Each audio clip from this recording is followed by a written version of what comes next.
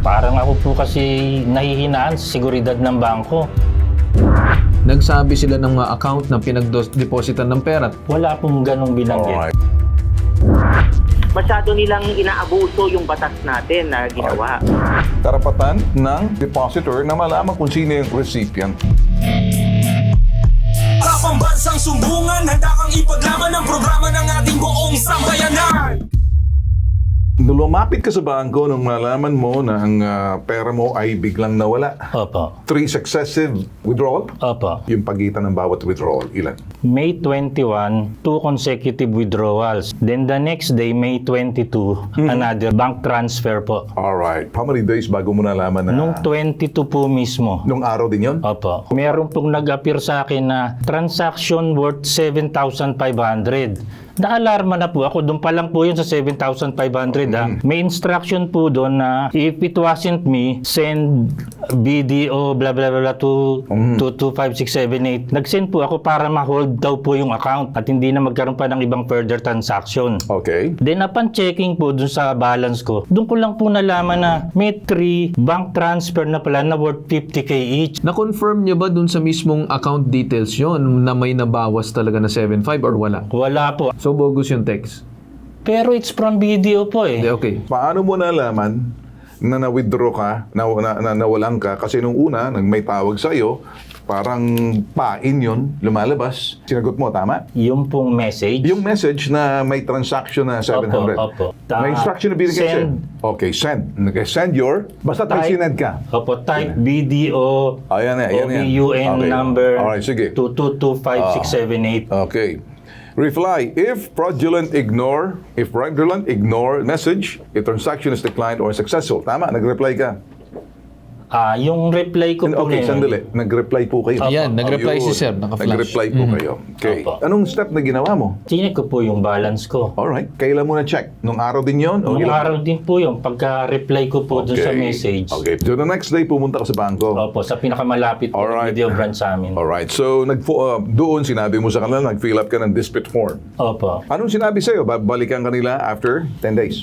Opo, yun daw Alright. pong investigation. It will Alright. take around 10 days. Merong proposal yung DICT na kung maaari, ito'y cyber, mabilisan lang din. 72 hours dapat in 3 days. Enough yung bangko na ma-hold yung hot pursuit, ma-hold yung account kung sino man yun, or whatever it is, kahit hot pursuit yun hanggang 30 days. Ang problema, titingnan natin muna kung nasunod ba yung sinasabing hot pursuit na ma-hold ng bangko.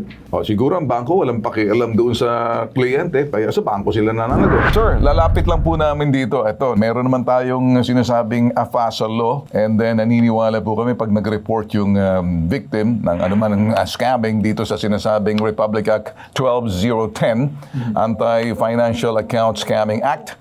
Sir, nagawa niyo po na mag-report within less than 24 hours. Ang naging problema, maganda yung bait na binigay sa kanya, pain, parang totoo yung dating, if it's not you. After that, nagkaroon ng 3 successive transaction within the day. Tsaka siya pumunta the next day sa bangko na malaman niya para mag-report and to fill up a form, ang APASA dispute form sa bangko. And then sinabi, balikan mo kami in 10 days. May window time, sir, para doon sa sinasabi nating ma-hold, hot pursuit, habulin kung sino yung beneficiary. After 10 days ata, sinabi sa kanya, dispute denied. Ano pong nakikita niyo dito, Congressman Erwin Tiang? Kagaya nga ng pinaglalaban namin ni Sir Ben na matagal na. Nakita namin kasi itong AFASA law, effective naman siya. Pero ang problema, itong mga bangko, parang lumalabas dito, pinoproteksyonan pa nila yung recipient account. Kagaya nga po ng nangyari sa inyo, Sir Gardo, although bagaman sinasabi nila lehitimo yung transaction, dinisclose ba nila sa inyo kung sino ang recipient account? Matanong ko po sa inyo. Meron po sa thread, may lumabas po na 3 pangalan na pinag-transferan Ng pera. ng pera. Yan ay galing sa bangko?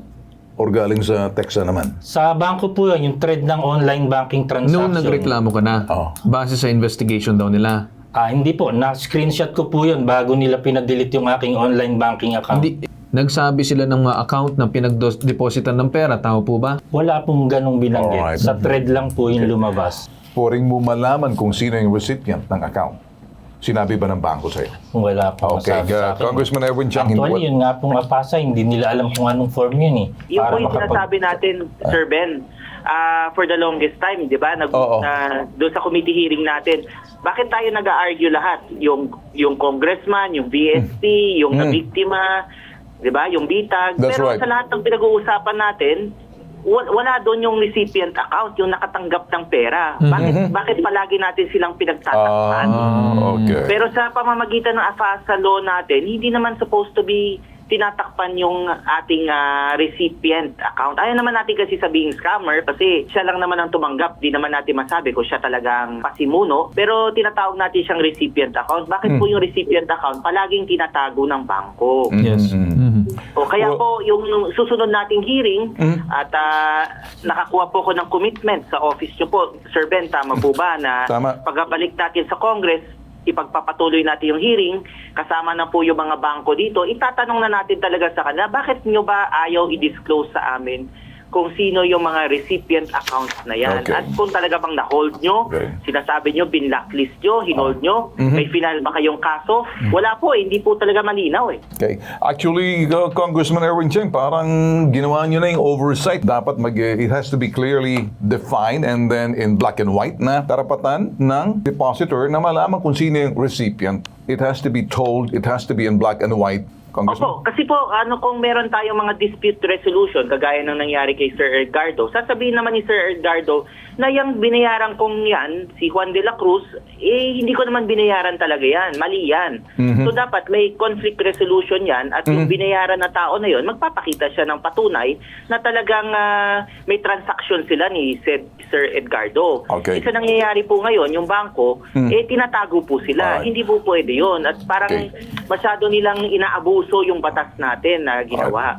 Congressman, pahabol lang, paano natin matutulungan ngayon to? Paano natin may mabibigay yung bangko? May gray area, yung bangko na hindi ginawa, may nilabag yung bangko, kung titingnan natin doon sa AFASA, na dapat sa uli nila, accountable sila rito para doon sa nangyari kasi hindi na sinunod na yung steps na ginawa po ninyo sa batas ninyo. Tama po. Immediately, yung mga tao ko po makikipag-coordinate sa opisina niyo po, Sir Ben, para po makuha yung detalye ni Yan. Sir Edgardo para matawagan natin po yung ating liaison doon sa bangko na yon. Kasama naman po sila sa hearing natin. Pagbalik natin sa Kongreso, doon na lang sila po pwedeng magpaliwanag kung bakit sinasabi nilang lehitimo yung transaction. Ay sinasabi na nga po ng account holder na hindi legitimate yung transaction. Sige, Baka with po that, pwede natin po ipatawag itong tatlong recipient account since may mga pangalan tayo nakuha kay Sir Edgardo. Okay. Okay. Kong, aasahan po namin yung maging agaran aksyon ninyo at maraming salamat po sa pagbibigay ng inyong pahayag at aasahan po namin yung magagawa nyo pong hearing para dito po sa ating complainant. Okay. So anong gusto mo pang mangyari na hindi natin napag-usapan? Baka meron kang tinatago pa sa damdamin mo. Go ahead. Spit it out. Unang-una po, Congressman, maraming salamat po sa inyo. At yung sa akin lang naman po, since pinamumunuan niyo yung committee na yan, parang ako po kasi nahihinaan sa seguridad ng bangko. Wala pong kasiguraduhan kaming mga depositor. Mahina po ang kanilang security. Dapat paigtingin pa. Totoo po yan. At siyempre, huwag ka mag-alala, hindi ho kayo nag-iisa. At daan-daan po yung mga reklamong nakukuha natin. Kaya po natin ni-revisit itong AFASA law natin kung gaano siya ka-effective. So kaya nagkaroon tayo ng oversight hearing na nakaraang buwan at babalik ho tayo itong July para ipagpatuloy po yun. Just to calm you down, may nagawa na si Congressman Erwin Cheng kahit na pag pinatawag, hindi ba Congressman, naaayos agad, ayaw ng bangko ng sakit sa ulo. Baka ganun na mangyari. Sana. Opo, yung bangko naman po na yan, at kilala naman po yan at napakalaking bangko. Isa sa mga binabantayan nila, of course, yung kanilang integrity. At tingnan natin po, at pag tinawagan natin, baka naman po ayusin na lang po kagad yung concern ninyo. Okay, ganun lang. With that, Congressman, kami nagpapasalamat po sa inyo. See you dito. Sana matulungan na natin to at mabigyan ng katugunan. Thank you again. Mabuhay po kayo, Congressman. Mabuhay po, Sir Ben at Carl. Mabuhay po ang bitag. Para pambansang sumbungan, handa kang ipaglaban ang programa ng ating buong sambayanan.